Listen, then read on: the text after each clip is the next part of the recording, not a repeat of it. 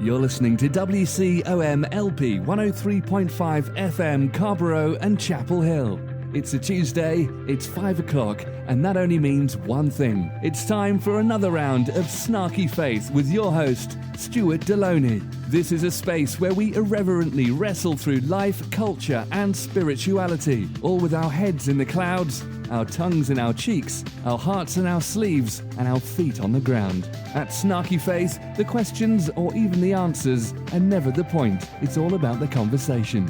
So here's your host, Stuart Deloney. Well, good afternoon and welcome to another round of Snarky Faith Radio. I'm your host, Stuart Deloney, and joining me, as always, is my trusted co-host, Ben Triplett. What we wanted to go through today in light of all of the politics that are going on, all of the mishmash and incestuous relationships that politics and faith have gotten themselves into. I think we were just going to really just cruise through an article that the way I'm thinking of this is kind of a palate cleanser for people, because I think so many times when we hear stuff that is going on, and much of this being politically minded, people do it with kind of a religious bent in the background of this. And I know many times, I think the fault of that comes on the conservative right, where we end up using Jesus to justify what we do, or how oftentimes folks try to legislate morality onto people. And so, I mean, we've covered all those ideas of like the myth of a Christian nation and things like that before. But this is for those, because if you're a first-time listener or even just a newbie listener, really, I don't know, I think the whole show started from an idea that there really weren't a whole lot of voices out there that felt like rational conversations when it comes to following Jesus. I think most of the conversations about faith and religion nowadays ends up being extremely divisive and not always the most thought-provoking. Especially living in the South. I think yes. If you don't live in the southeastern United States, this might seem a little strong at times, but yeah, I mean, or even just parrot what happens in church. Like, gosh, I was driving through Virginia a few weeks back, and I always laugh. First of all, I mean, these are always funny when you end up having like those weird like church letterboards, out in front, like the signs. Oh yeah, those are great. That just like saying blanket statements that don't necessarily matter to people that aren't going to that church. They're hilarious. You know that those bring millions and millions of people into churches every day. Certainly. Sarcasm. But when you think about it, like I was actually passing, I believe it was selling used cars. It was like auto repair / like used car lot type of a thing. And they had like on top of their sign, like bigger than their sign, not I, but Christ. Mm-hmm. And that's all it is said. Selling used cars? I don't know, but it was just like this random statement that was there that somehow was meaningful to nobody. I don't know. It's a very virtuous profession. Well, it's funny because I think that I've ended up, I mean, I could say I've trained my kids or I've damaged or warped them and perspectives. Like when we drive around, they'll ask me questions like, that doesn't make any sense. Like, why would somebody have that like in their front lawn? Or like, there's actually not far from where we're at. I know there's these folks that have this huge sign that like in their front yard, and it says something along the lines that Christians need God in Congress. Mm-hmm. And that's all it says. I mean, and so, oh yeah, like those things, I'm always like, oh, like you have an opinion on this, but I mean, I don't always know what people are really going for. So when they do that stuff, is this episode meant to alienate all used car salespeople? It could, yeah. I don't know. I mean, it is. It ends up being one of those sarcasm. I don't know. I mean, I feel like a lot of times they used car salesman / conservative pastor. Mm-hmm. There's a lot of similarities. That's true. There's kind of the suits, check. Kind of the greasy, slicked back hair, check. But if you sell used cars, at least you get to have a used car afterwards. I mean, if you buy it? Well, yeah. If you, yes. If you buy a used car, at least you actually have the car. That's true. Afterwards. Yeah, I'm not exactly sure. I don't know. So really, just I guess my main point was hopefully being able to bring dialogue to different aspects of faith and spirituality as we talk through this. And this is less so about, I think, us preaching out to you, the listeners, but really more of Ben and I here just processing through stuff in our own realm. So I feel like as we process, you guys get to be part of it. And just also a reminder that in order to process alongside with us, we just encourage you to find us on Facebook, look for Snarky Faith Radio, to be able to dialogue. I mean, we throw these out, we're on the air, but we send these out over podcast, and we would just love to kind of, engage in this whole dialogue between stuff like this, if that makes sense. Yeah, I noticed the other day that on the our church's Jerk Factories episode, that a young maybe listener or maybe just someone who saw the title, you know how Facebook has the new like reactions instead of just you can do different things, and they put a crying face on that one. And it brought me back to, I was thinking about when I was younger, I probably would have done the same thing, because it would be really depressing to hear that, there's a potential that my church could be producing jerks. And it's like, that's so sad. But, there's truth in these things, I guess, as you get older, you become wise to certain things. So the hope is that they are weeping along with us, not necessarily saying that we are horribly sad for saying such a statement. Yeah, we wish they weren't. But I don't know. They can be to some extent. But again, we welcome the conversation. We welcome the dialogue. And so the conversation today is this came from I'll say it like our little sponsor guy says it, like Sojourners Magazine, because he's British. And it came from, this is by Mark Sandlin, which is interesting. As I was reading through this at the bottom, I found out he's from Greensboro, North Carolina. He's a pastor there. And this is simply entitled, "The 10 Political Things You Can't Do While Following Jesus." I feel like the title could be also 10 reasons why Christians should not vote for either of the primary frontrunners right now. But I'm not saying to do one thing or another, but I mean, come on. Once you hear these 10 things, it really cuts to the heart of why in the world are these people our front runners for president of the United States? Well, which is funny because on just like this is more of an aside to that, but I know the radio station they've talked to us extensively about making sure that we're not like pushing one candidate or the other type of a thing too, for like fair play on the radio. And simply what you just said, Ben, you said they both suck. Oh, I'm absolutely disgusted by both. So yeah, I'm not endorsing any primary candidates right now. I'm just saying that there's much to be left to be desired with our options at this point. So does that make you fair and balanced? Are you the Fox News of Snarky Faith Radio? I don't know. I guess, and that probably is the easy position to take all the time, complaining about people in the government. But I have reasons to justify why I'm disgusted by the primary frontrunners. Well, and I think a lot of these things will speak to this. And so, really, getting back to the point of where we're at with this. We want to have dialogue around really just what does it look like to follow after this Jesus? Because I think that in so many ways, like the broader culture tends to just lump Jesus in with churches, which why wouldn't you?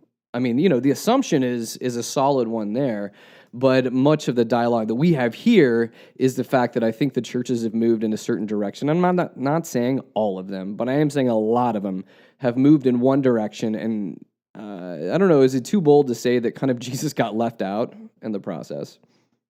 A consideration of Jesus, and I guess honest, open dialogue about what these words mean to us now. Mm-hmm. Yeah. Because it is because both of us are raised in churches most of our lives, and I think that there is also a tendency to be able to. If you hear stuff being preached and you've kind of heard it before, you're kind of like, yeah, absolutely, I agree with that. I totally, that makes sense. Oh, that Jesus did this. Oh, he did this. Totally, I agree with that. But to then push it, kind of deeper into your grill and say, okay, so if Jesus did this and you say you're a follower of Christ and you're going to church, are you doing the things that Jesus did? And that starts to get messier. Mm-hmm. It starts to become, I think it makes church less comfortable. And I don't think Jesus was always really in the place to make people comfortable. Yeah. And I think that's a huge distinction. So hopping in on this list here, And in the process, we're probably going to step on toes. Some of them may be our own. Yeah. And so- I'm sure I already have. I apologize in advance. So these are like That's the way that I process through these things, is taking really extreme positions and then later on regretting those extreme positions. So this is the top 10 political things you can't do while following Jesus. And so number 10, so this is like a countdown, the way he has this structured here, is force your religious beliefs and practices on others. Now, what? Can that be true, Ben? Is that possible? Yeah. Well, I mean, I feel like in part that, again, forcing something on someone means that you don't have much of a rationale to back it up.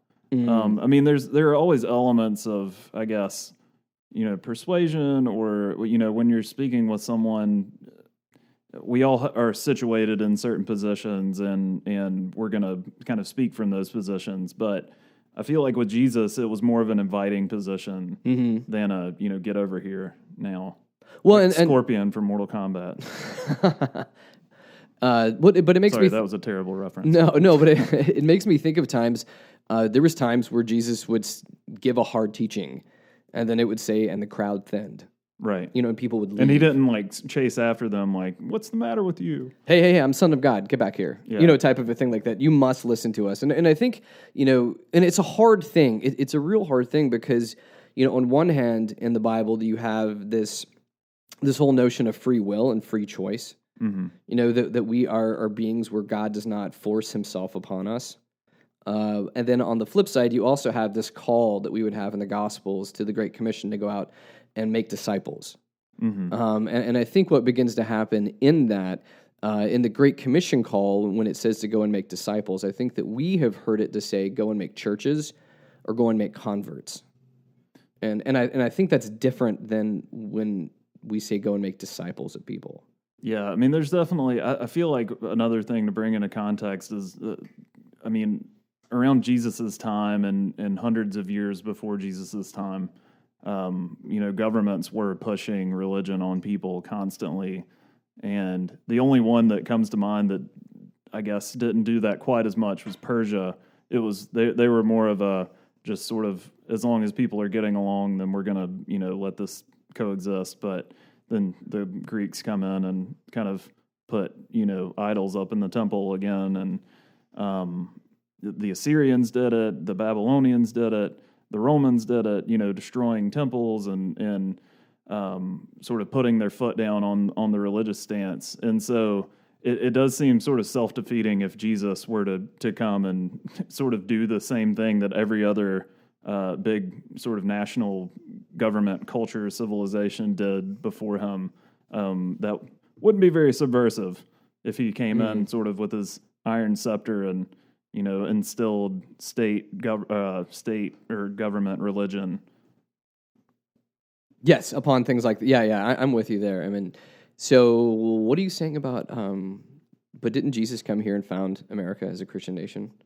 Some people believe that. And instill the values in that. No, but some of this comes from, I worked for a number of years with an evangelistic organization. And for those of you that don't know what evangelism or being evangelistic type of a thing, it was simply an organization that was, you go out and you were trying to make converts. You were trying to make converts, and this particular organization worked with youth. And really our focus was get them saved, get them saved, get them saved. And I know I've talked about this a little bit before, but one of the things that began to bother me with that was, what are we really inviting people into? Are we simply just trying to get them to say, okay, I'm going to pray a prayer, Jesus is my Savior, and then I'm going to go back to my normal life?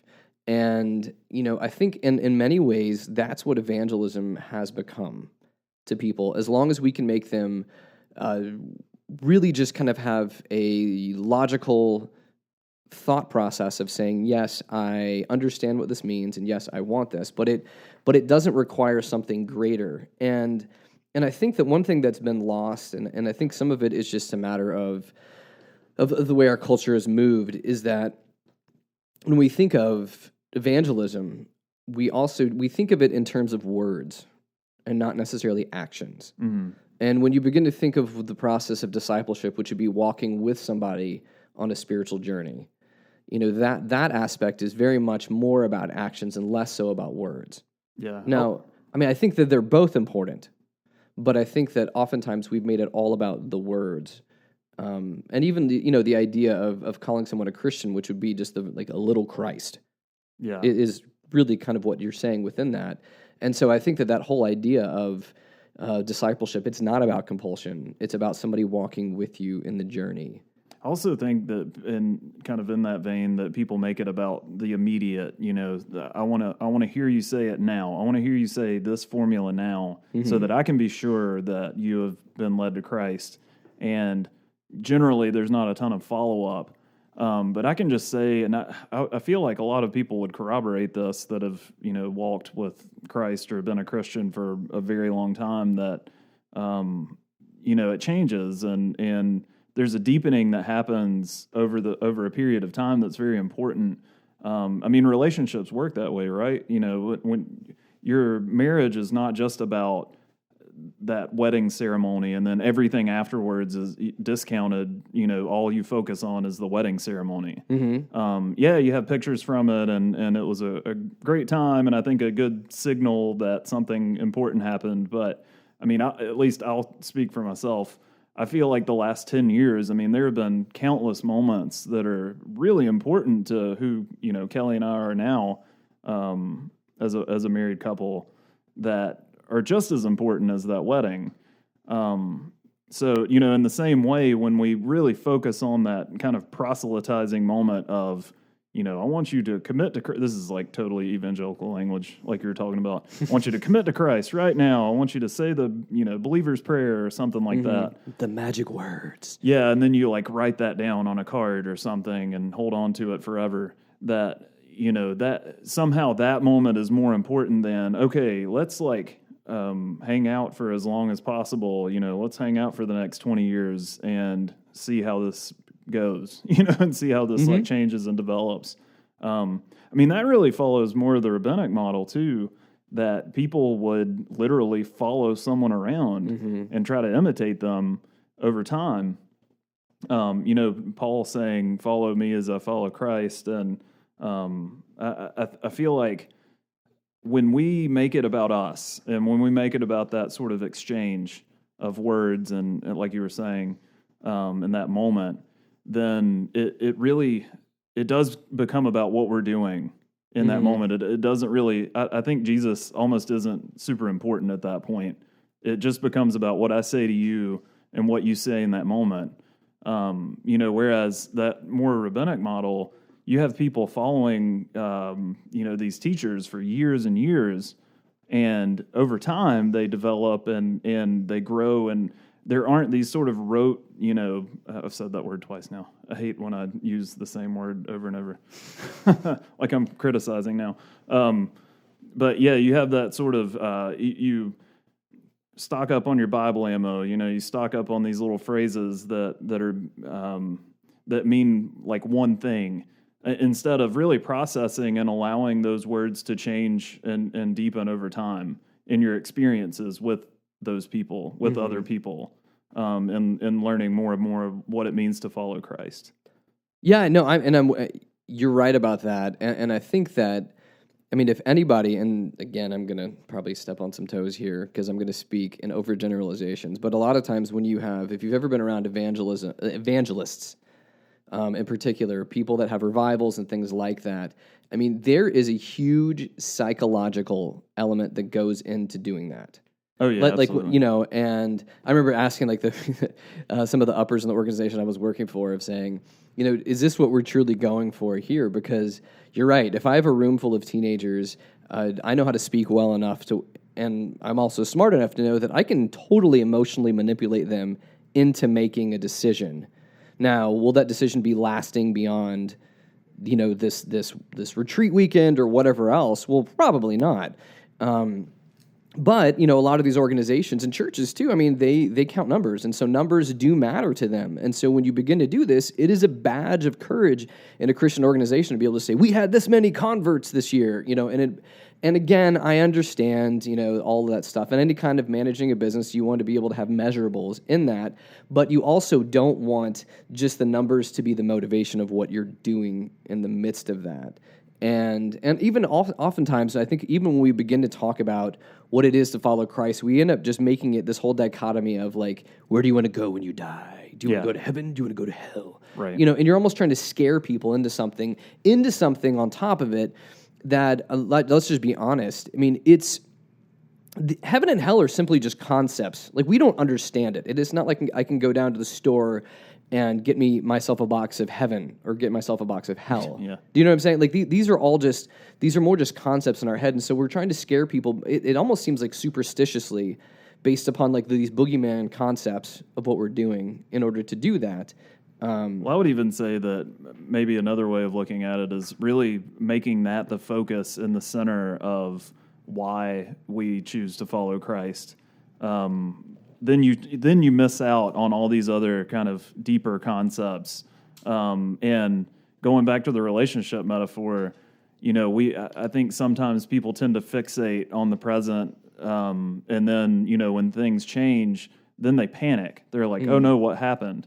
And the same thing can happen in Christianity, that, we have this moment where sin means something very fixed, redemption, and I'm trying to think of all the like Christianese words, salvation and heaven and hell and all these things mean something very fixed in that moment.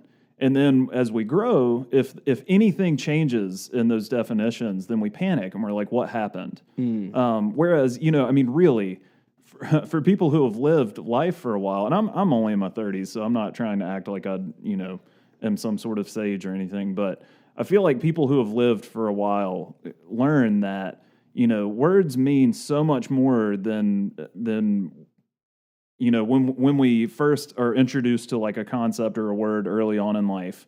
There is this sort of arrogance of saying, "Oh yeah, I know what that means," but then 20 years down the road, it just deepens so much, and that comes from experience. And so, in these sort of evangelical moments where, we say, you're a sinner, and this is what it means to sin, and, you're going to repent, and this is what it means to repent, and then you're going to be saved, and this is what that means, that we, collect those things and fixate on them. In heaven and hell, like, I want to go to heaven, I don't want to go to hell. And then over the course of 20 or 30 years, we might think different things about those, and we might deepen in our understanding of those things, which I think is completely natural and totally follows what Scripture tells us should happen, that we should learn more as we grow. But when those things change, we panic. And I think ultimately too, if we're talking about these things, these 10 political things you can't do while following Jesus, by Mark Sandlin here, as we're kind of walking through these, I think that a lot of times Christianity has become more about concepts than it has been about action nowadays. Say more. Concepts, meaning that we like to talk about things like you spouted off a bunch of Christianese words. That you get a pastor, and he can talk about these all day to people. And so this ends up being concepts, almost like you can see Christianity almost as like a philosophy. That we can talk about this in like philosophic terms, and we can sit and talk about this forever. We can hear people preach about it, we can read about it, and we can do all of this in a certain way to make ourselves feel good, because and sell books. Yeah, absolutely, and you're right, and sell books and buy jets. Yes, but really, what Christ is advocating is living life in a different way. Living life with those on the margins, living life with those that need help, like a life that is filled with actions, not simply just these philosophies, but that somehow these philosophies inform how we engage with the world around us. They inform our actions. They inform what we do. So you're saying that Jesus did not just say everything that he said because he knew that the Bible was going to be the best-selling book of all time. That's true. True. Yeah. I mean, yeah, that's what I'm saying. I mean, that I think the call to follow after Jesus isn't something that people can just do on a Sunday. It's not something that you can just passively be a part of. I think it's something that has to be an active way. It's a lens for which you view the world, in a way that makes you want to heal brokenness in the world around us. That when we see injustice happening, we say, I can no longer stand for that to happen, and I must step in. If we see somebody that is hurting or broken or hungry or any of those things, it is my job to go and help them either find healing, find food, find shelter, find clothing, find a job. I mean, all of the things that Christ was talking about weren't these like lofty spiritual ideas. A lot of these are all grounded in reality, grounded in the griminess of everyday life. And I think that anytime it simply just becomes like a philosophical pursuit, or even like if you think about it in many ways that, you can know people that are like Civil War buffs. I mean, we're in the South. There's tons of Civil War buffs around here. I mean, it's great for you to know everything about the Civil War. You're not living that. Yeah. And so all you're doing is just storing facts and figures and information and dates and people. You're storing all this in your head, and it makes you feel good with knowledge, but that knowledge does not lead you to change. Mm-hmm. I don't know. You're spoiling like the rest of the list. I'm sorry. Yeah. So we have, the show is only an hour, and we're only on the first one. So moving forward, and I think that some of these are going to feed into one another. Like number 9 is that we cannot be an advocate for war and say that we follow Jesus. Yeah, it's funny. I didn't have quite as much of an opinion on this until anyone who knows Duke Divinity School, I think, knows that, Stanley Hauerwas is, they have many, many great professors and theologians, but Stanley Hauerwas is, I guess, the rock star theologian. And this is one of his big ideas that he pushes following Yoder, and it's in response to many different people, but being in the midst of Duke Divinity-ism, it was interesting to hear. Many people followed this, Hauerwas's sort of argument. A few people, I think, reacted against it. I was ambivalent when I was there, but since having left, I'm coming more and more to his side.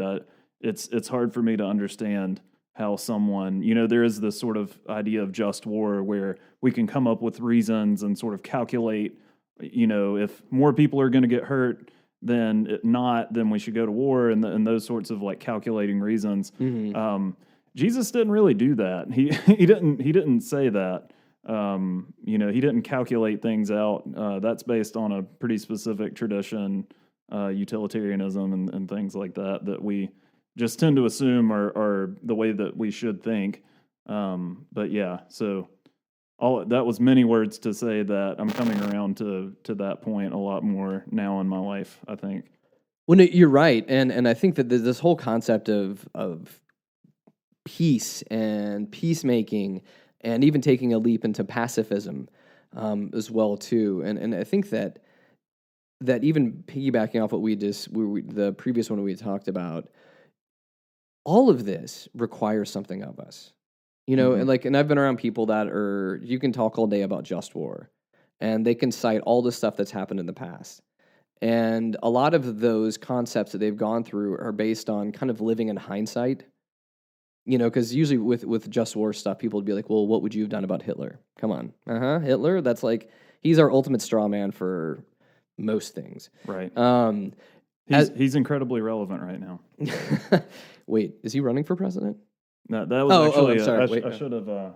Sarcasm. Yeah, but I guess, yeah, maybe he is. We did do an episode on that. I know. But when we begin to think about that, even like the Bible uses words like calling Jesus the Prince of Peace, mm-hmm. and again, I keep coming back to this. I feel like to be able to walk out a road of pacifism, it involves a lot from you. Yeah, and I would just throw in here, I think this is what, I used to be a little irked that Christians, some Christians, especially in this area, the Duke Divinities, I don't know if that's a word. It is now. Kind of jump wholeheartedly into this idea of, Christians should be pacifists. And what irked me about that is, again, it's almost like you were saying, it becomes this like call, it's a word that you throw out there to feel subversive. And what irked me about it is, it still didn't really require anything of people except reading some books and understanding what that meant. And to me, I think another important element to put into this in any ethical situation is to really look at your life and ask, what's relevant to me right now? You know, how is this actually going to look in my life? You know, you can put posts on Facebook and Instagram, and you don't post on Instagram, do you? You can. Well, keep going. Sorry, but you know, you can put signs in your yard and things like that say, you know, I'm a pacifist and I don't believe in war.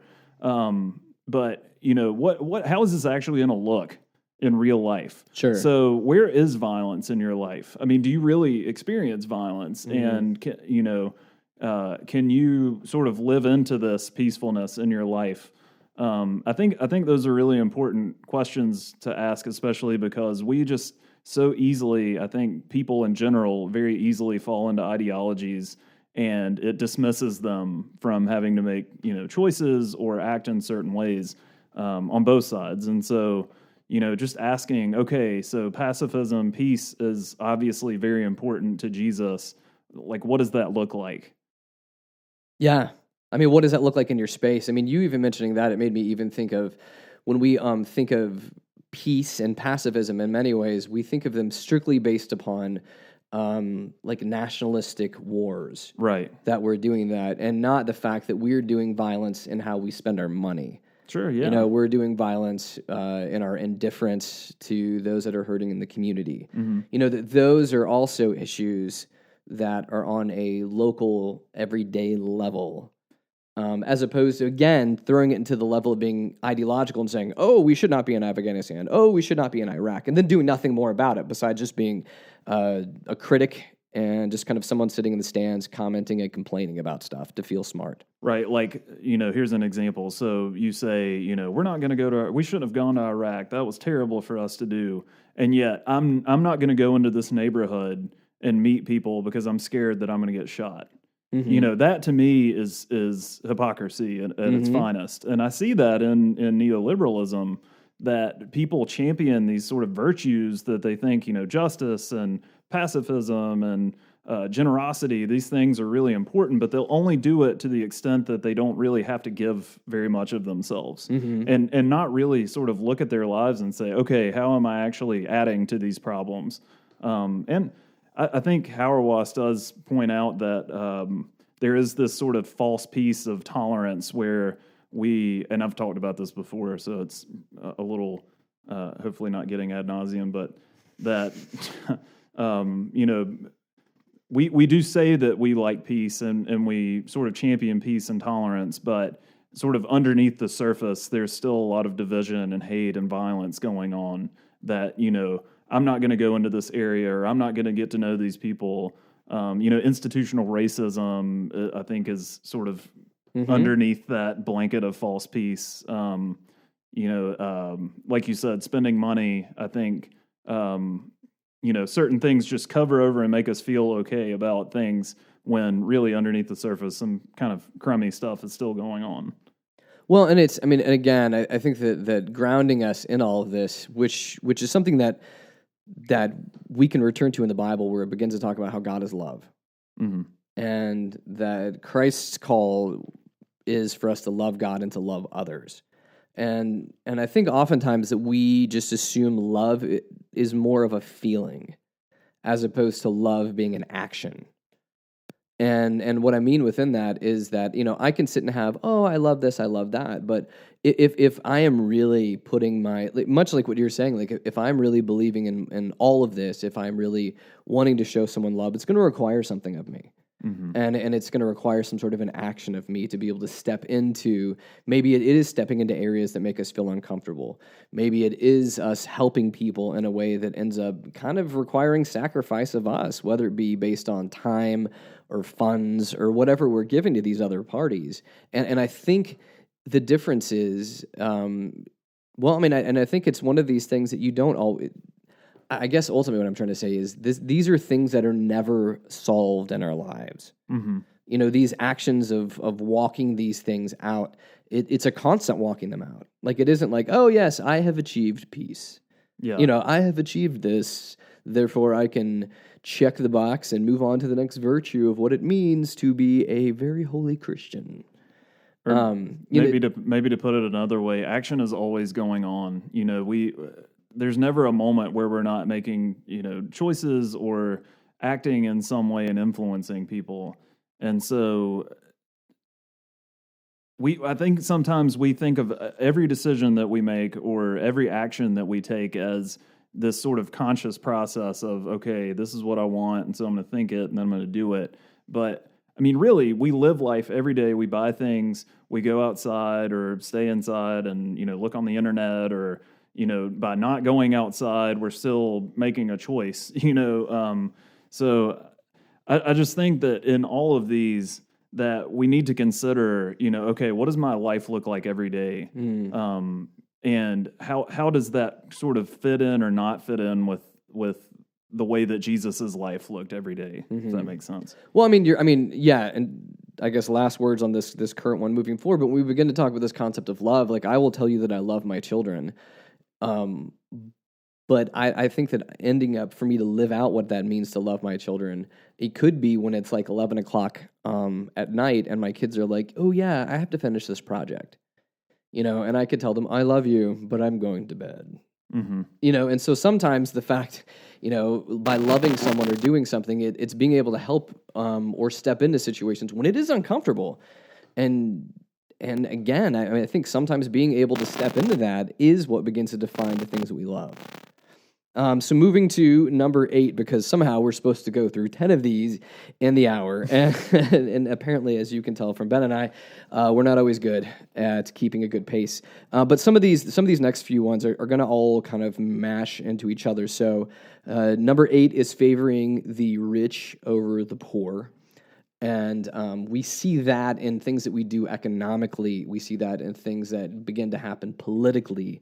Hello. Yeah, that's this whole, election, income inequality, the fact that I think that you can see a lot of times that a lot of people will vote based upon their own checkbooks, which will roll into, and I'm going to squish some of these together, some of it for the sake of time, but some of these because I think they can really be squished together.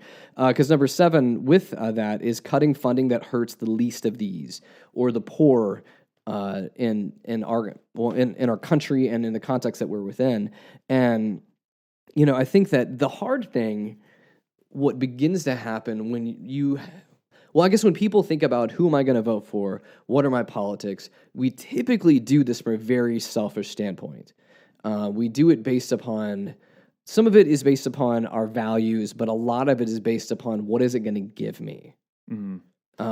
Or I would even say ideologies of what people think that it's going to give them. And so there are these sort of blanket statements or blanket ideas that people throw over parties and say, oh, okay, well, Republicans spend less, so, they're going to tax less and I'm going to have more money in the end. Mm-hmm. Or, for Democrats, it's, the government is meant to help people. And so even if we have to give more, we're giving to other people, and so we care about people, and that's why I want to vote in that way. Mm-hmm. So even underneath, there might be good reasons for it, but is that really what happens? Sure. And especially I would sort of push this further to say, just look at the people, look at their background, what they're doing, the choices that they make, and do you really believe that that's what's going to happen? Mm-hmm.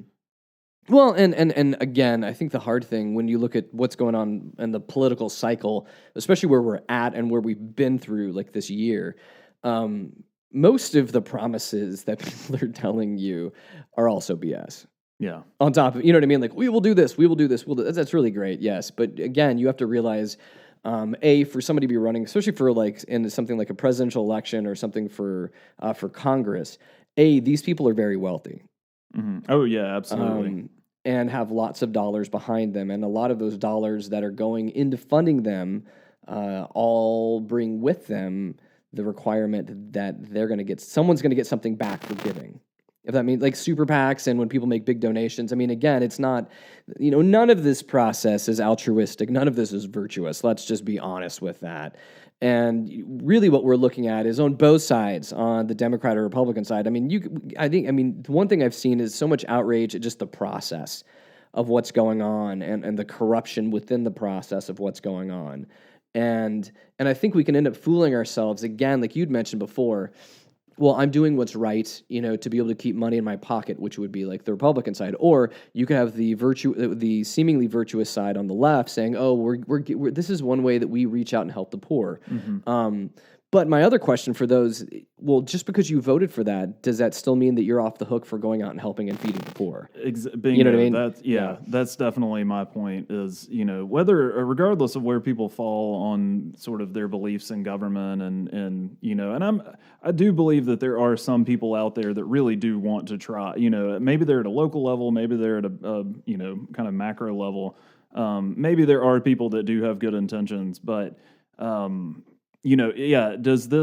voting for these people, does that sort of excuse you for the next 4 years or for the next, election cycle so that you don't, or even I would push it a little bit further. Does like giving money to something excuse you from, each day, if you're at the checkout line in the grocery and someone guilts you into, donate to this thing. I would say no. I'm sorry. I give to other areas, but I always hate that thing in the checkout market. Like, and then like the person looks at you like, so like really? Yeah. So you you're pro muscular dystrophy? Yeah.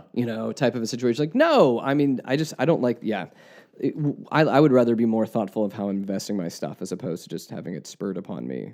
Yeah, and I don't know. And that was just an example of, and again, I'm not saying that's bad, but that a lot of times I think that's what people sort of imagine altruism being or, helping others and generosity being, and not, okay, I'm sitting here eating a meal and, and totally sort of ignorant of all of the people that are not eating right now.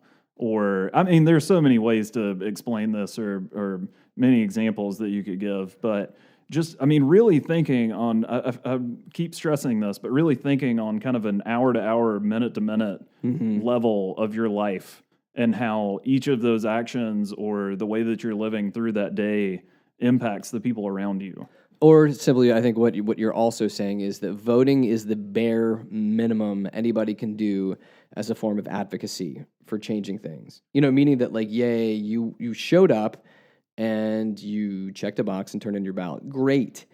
That should not be the only way that you are helping your community or the place that you live in, just because you voted for X bill to go through or what, all that kind of stuff. And I think sometimes we just feel it good because hey, I like it. I like getting a little I voted sticker, with that. Yeah. But like what we're saying is again, I think we just keep saying this and we're beating this into our own heads and in other people's heads, is that really to follow Christ requires much of us.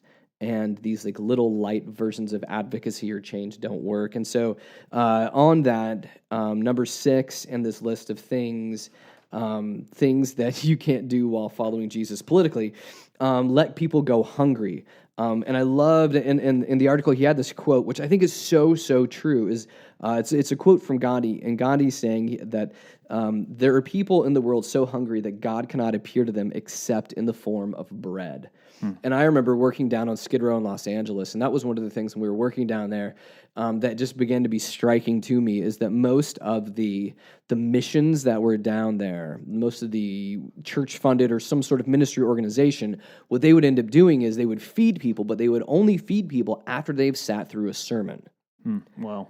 And so you begin to get into this whole dichotomy of like, well, because that's still, what we're doing is we're laying out some sort of economy right there, right? Yeah. You do this to get this. And we're doing this because we love Jesus, right? But you can't get bread until you hear this thing. Yeah. And like God was only generous like after you listened to his pitch, right? Feeding the His 5,000, spiel. buddy, man. Yeah. He was out there talking all day, and the people were like, but I'm hungry. And then Jesus is like, well, you have earned this by listening to me. Yeah.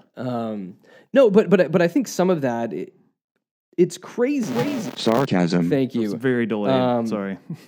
No, but I think that oftentimes we end up having these ideas, and when you look at this politically, I was watching some sort of video of someone berating this person that was in a checkout line because they were using food stamps. And they were berating them because the person that was in the checkout line, I think it was at Walmart, again, is like, well, I make minimum wage, and you're sitting at home doing nothing and doing all this other kind of stuff. It was one of those kind of a situation. But again, I think that's, we go back to that speck in your eye versus log in your eye kind of a thing, to where we're judging people unrightly for this, that ultimately, that as Christians, our job is not to go and judge others, but is that we are called to go and help and give aid. And if there are hungry, if there are people that are in need, it is our job to be able to swoop in there, to be able to do that, to help that, to begin the healing process within that. And when we stand for stuff that would be politically anti-Jesus, I mean, I think it's a real hard thing for us to be able to walk that out in our faith with that. And then moving to number 5 would be withholding health care from people. And I know there's been a huge debate that's been going on, within our country, where we have, well, especially in our state, because one of those things is that I know that because healthcare is an issue for me, being able to get it and everything else like that, where when they rolled out Obamacare, there were also like federal subsidies that were helping the states to knock down the price of insurance. And I remember looking at the price of healthcare, because I've gone through large periods of my life where I've not had any healthcare, and with that, with them withholding the money. So like North Carolina said, no, we don't want any of these federal subsidies. I remember pricing stuff before this, and then after Obamacare rolled through, I was like, wait a second, the prices are exactly the same. Yeah, or more. Yeah, or more. And there's simply something that I still can't afford in what I do and what I make. So I don't know. And I think ultimately us being able to see that healthcare should be a general right for people, not a privilege. Yeah, we have a mutual friend who once said something, I think, pretty poignant, that the United States has, it's definitely the top of healthcare research and development. That, we're working on a Zika vaccine right now. We have these amazing treatments for cancer and these really amazing like surgical procedures now that are very minimally invasive, but no one can afford them. So what's the point? And I feel like that was an interesting reply. I'd always heard that, well, because healthcare is a business, it's competitive and it makes, research and development and innovation so much better. But what's the point if nobody can get it? You can cure death, but if no one can afford it, then why did you even try? Well, and I think that again, going back to the mantra of the United States, that you'll have on one hand people say that we were founded as a Christian nation, but I think really our economics are the rich get richer and the poor get poorer, and we're continuing to see that happening. And again, that trickles its way into all these different businesses, to where the healthcare is an industry. It's not simply about helping people. Its bottom line is about making money, and the people that need it the most are the ones that it does not end up in their hands. Yeah. So yes, I think that's. I don't know. I don't know what else more to say about that one. I think that people should be able to receive healthcare. We see that when Jesus encountered people, he would heal them. He would meet not only their spiritual needs, but also just their physical needs, and meeting them where they're at. And I think that in many ways, because it said here in the article that every year 45,000 people die in the United States because of the lack of healthcare.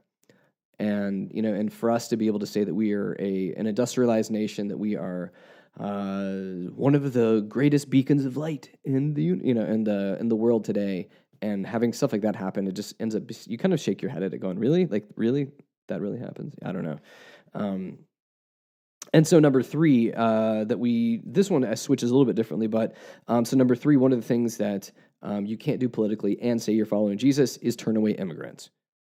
And I just love and hear how he just begins to just remind us that for those people that would say they're people that follow after the God of the Bible, that one of the narratives that continues over and over and over again throughout the Bible is that we are an immigrant people.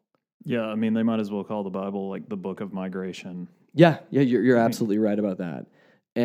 So I think that it's also very funny when we again have people that are vehemently discriminating against, wanting to deny, and I don't know. I think all of this stuff with immigration, the need for immigration reform and the fear of immigrants in our country, it ends up being something that is just it's fear mongering. Like we fear what we don't know. Yeah, and it feeds into some of these other principles, like going back to the pacifism, the idea that I'm going to say, I believe in peace and we should be a peaceful people, and yet you're scared to be near a person because they look a certain way, and I mean I've seen that, and it's really frustrating. So yeah, these things sort of feed into one another. We also skipped limit the rights of a select group of people. That, yes, which is a whole nother soapbox to get onto with it. I appreciate you catching that. And we, again, North Carolina, we've seen this with the whole HB2 thing, the whole bathroom. I don't know. It's, again, I keep saying this, but I feel like it's a way of a certain group of people trying to legislate morality. Or legislate their own way of life or their own way of thinking, and kind of giving a middle finger to those that are different. And also, in a very sneaky way, attaching like 5 other things that serve their purposes to the bill, which I also thought was really frustrating. So let's legislate morality and also like cut minimum wage and cut certain other rights and things. Well, and on top of it, what's just really funny how they've done it in the state, because usually I would just say I was mainly this is okay, I'm being sarcastic here. I was mainly disappointed in HB2 in the fact that I know Ben's got his finger on the trigger. No, that typically when these things get pushed through, they're at least veiled better. Like the sneakiness, Sarcasm. like the sneakiness of folks trying to kind of give a middle finger to people, or it's usually like it has better window dressing on it. You know what I mean? Like, and at this point, it's like, nah, we're not even going to try. We're just bigots. I mean, yeah. And I'm like, come on, please at least try to. And again, I'm telling you that I'm sarcastic because I think the whole thing is wretched and rotten, period. But on top of it, like what you mentioned, it was pretty much like bam, bam, bam. Here's what's going on. Yeah. And you're like what? Like what? who are you fooling? I mean, come on. And I think that's what I definitely do not believe that legislating, limiting the rights of people is a good thing. But sort of on a deeper level, I get really frustrated that's really become the fixation of what happened. And I almost feel like that serves the purposes of the people who put it through is let's throw up this really ridiculous law that everyone's going to disagree with, and then they won't talk about all these other crummy things that we did to the state. I don't know, just kind of one of my pet peeves with the whole situation. All right, as we're not the greatest managers of time, but we're gonna run through these last 2 that we have here. Number 2 he had here is devalue education, and when we begin to see, again, we're knocking North Carolina again. I mean, we see just that teachers are getting the short end of the stick, that teachers are leaving here because, A, the wages are so low, it's really hard for them in our schools to be able to actually survive on what they're getting paid. But then at the same time that we expect our students to excel. And so it's one of those odd things that we expect higher standards, but we're also paying people less and less and less. And I think one thing, too, when you begin to look at stuff, I think a lot of Christians don't value education. I'm not saying all of them don't, but I'm saying like I've been around a lot of conservative circles that the idea of getting greater education is not necessarily encouraged, especially when it even comes to reading the Bible. And I know this is a slight aside on it, but you just read it. That's all you need to do. You just read it. Without context, without history, without anything else like that too. And I'll hop off my soapbox with that. And some people will say, like, you're thinking too much about that. I feel like that's sort of a sneaky or like a surreptitious way of also saying I don't value education. So, just all that to say that just because a person says, school's good, that's good, go to school, go through this, sort of devaluing like consideration and deliberation and dialogue and those sorts of things, I think is also devaluing education and really an important, that's such a rich part of the tradition of Judeo-Christianity is, let's stop and be humble and say, I don't really know what I'm talking about with this. Let's talk about it. Let me learn from someone. And for the last one, and I just, again, for our listeners, I apologize. The amount of time that we're spending on each of these is not based upon how we value each of these. It just happens that Ben and I get going, and we're running out of time. And the last one is supporting capital punishment. So that if you're a Christian, the fact that you would support capital punishment is a ridiculous idea. I mean, if we again go back to the fact of who Jesus was, and Jesus was someone that died due to a political system and their system of capital punishment and how they did it. And the fact that you can say that life matters on one end of saying, again, we care about babies, being pro-life. Right. But then the idea that we're totally fine with killing people that are the bad people. Because they're criminals. Yeah. Hashtag Jesus was also considered a criminal. And so ultimately with that, I just think that life matters. And I think that's, again, something that we continue to see throughout the scriptures is that all life is sacred. And so as I'm looking over here, we are going to run to the end of the show here. But the last thing is, I just think that all we're saying here is, if you are a person that is hopefully following after Jesus, think and wrestle and keep thinking and keep wrestling and find people to wrestle with, and don't simply just follow blindly the political things that push us around in this country. And as we get to the end of this broadcast, just a reminder that you can catch us on podcasts at www.snarkyfaith.com. We're also on Facebook. We're also on Twitter, iTunes, and we'd love to get feedback from you. But sadly enough, we have run its course time-wise on the show today, and just want to say thank you for listening, and we will be back again next week. WCOM is listener-supported community radio, and Snarky Faith is only possible through our sponsors. Aqueduct Conference Centre was established in 1978 as a peaceful destination for small group meetings, special events, conferences, retreats, and weddings. For more information, go to www.aqueductcc.com. We are also sponsored by Lumen. Lumen, a spiritual community of seekers, sojourners, question askers, doubters, and skeptics, is a collective of fellow travelers that embrace the truth that all life is sacred, hope is real, and tomorrow can be better than today. All are welcome. You can find more information at www.lumencommunities.com.